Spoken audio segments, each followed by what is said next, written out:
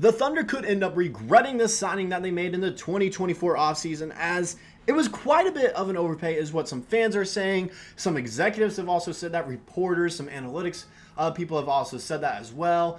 And one of the big reasons is the fact that there is some big name talent heading into free agency in the 2025 offseason that the Thunder could have been players for. Some names include, I actually don't know names, I'm not going to lie about that. But I know there are some big names that are heading into the 2025 offseason. And that was a concern with some fans talking about why not just sign someone to a nice little one-year deal that we can use to try to win a championship. And even if we make the Western Conference or finals, we can use that as leverage to put us over the edge to bring someone onto our team from another place, sign them in free agency. We're going to break that all down here today about how also Bleacher Report said that the Thunder would also regret this signing as well in this video. Before we get all that though, just a quick moment to recognize that around 67% of you guys are still not subscribed to the channel. You guys find yourself coming back on a regular basis. All I gotta say is it is the best way to support the channel here. If you guys hit that subscribe button, it's the best way to keep up with new content here on the channel as well. It means the world to me. Don't say you guys have to, but if you do find yourself coming back on a regular basis and you want to support the channel, the best way is to hit that subscribe button. With that out of the way, we can go ahead, get into the topic at hand, talking about Isaiah Hartenstein, his contract, and why Bleacher Report said that the Thunder could end up regretting this here. And it's with this picture that this picture I have, this image, all right? It breaks down his contract, how much it is, how long it is. Let's talk about it a little bit. $30 million for next year, $87 million over 3 years. That last year is a team option, which is huge for the Thunder. The fact that it's a team option, the fact that they were able to get that in there as well. That way, if we don't have the cap space with Hartenstein on the team to extend Chet and Dub, we can just decline that option and then extend Chet and Dub on long-term deals, 5-year max rookie extensions, which would be great for us as a squad. Locks down our core for a long time. This is what they had to say. The Thunder have managed their team about as well as any franchise. Hartenstein was paid more than many people in the industry expected. But it's a short deal. Maybe Isaiah Joe or Aaron Wiggins stagnant, but their long-term contracts could be significant bargains. And I agree with that. Wiggins and Joe's contracts are absolute steals in the modern-day NBA with contracts. The fact that Wiggins, I think, was 5-year, $45 million, and Joe was 4-year, $48 million, that's insane value right there with two really good bench options in those two guys. And the question with Hartenstein is why people are talking about maybe it was an overpay, they might regret this, is because there's no guarantee he's going to start. And we've talked about this so many times here now. I don't care if we're paying that much for him not to start. He's going to start some games, and there are going to be games he's not starting. He's going to come off the bench. That's going to happen. The matter of the fact is, our biggest hole in the regular season and also in the postseason was the fact that Chet Holmgren was our only big body down low, trying to grab boards and being a rim protector. With Hartenstein now, it brings in a great rim protector, one of the better rebounders in the league as well, onto our squad. So I don't care that we're paying $30 million for next season and then how big the contract is as well. The fact of the matter is, we desperately needed him. We had the money to spend on him as well. So we went ahead and got him. We wanted to guarantee we got a rim protector and another rebounder to put beside Chet Holmgren so the whole load wasn't on him. And Jay Will, yes, he is a great player. All right, I love him to death. He's one of our better role players on the team.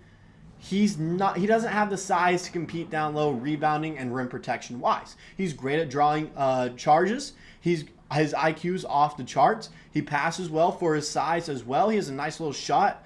He just doesn't have the size to be that extra rim protector and rebounder right next to Chet Holmgren. That's the difference.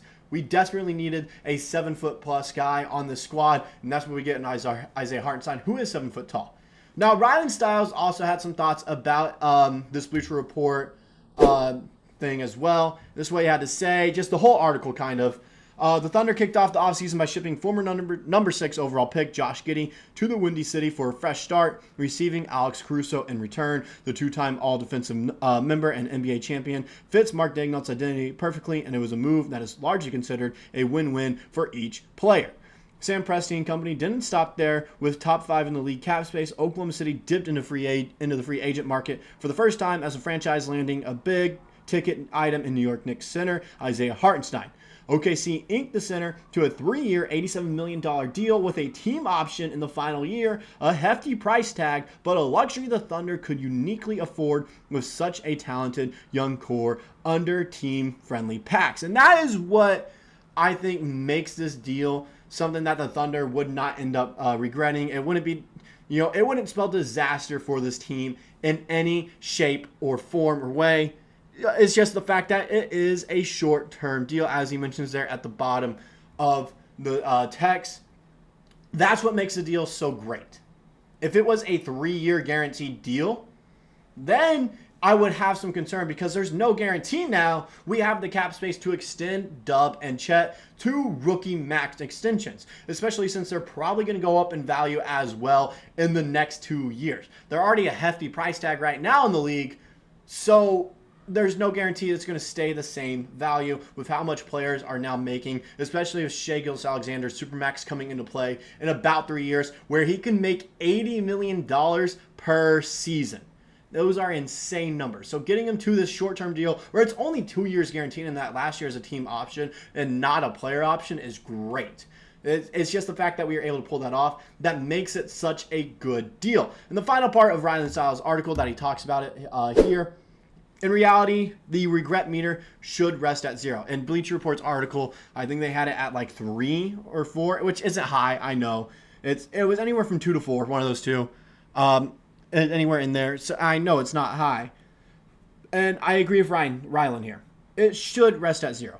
With this deal boiling down to a 2-year pact that in no way infringes on the Thunder's ability to retain their core players, and while it could be an overpay to a backup center, who else was Oklahoma City saving the money for? In a use it or lose it scenario, the Thunder's track record of Patrick Patterson being their previous free agency watermark shows this was the best offseason they could have hoped for and most proficient use of their cap space. So there you have it, right there. Yes, he's probably going to come off the bench for a few games. And Rylan mentioned that. There are a few games you will see him come off the bench, and there's no guarantee he is, the final starter in that lineup. But we needed to spend the money, and we needed some help down low for Chet Holmgren. Plain and simple. You're telling me we should have just spent less money and hope that we would have got Jonas Valanciunas on the squad, especially after Nicholas Claxton was off the market since he was a restricted free agent? There was no telling if we were going to be able to get any other center. There wasn't, all right?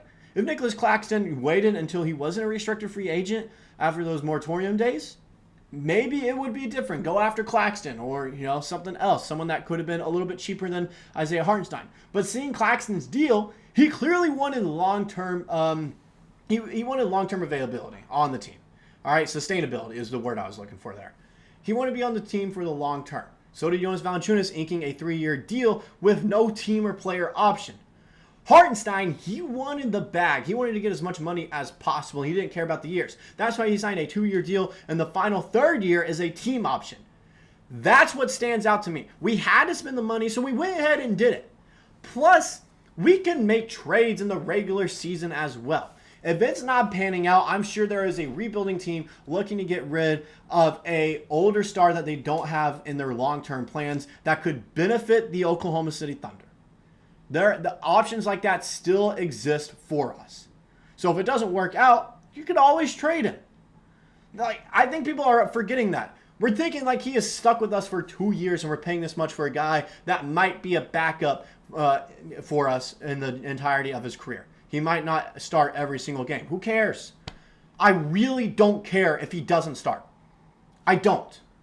As long as he helps out the team and fills these holes that we desperately needed filled, that's all I care about. Frankly, all I care about.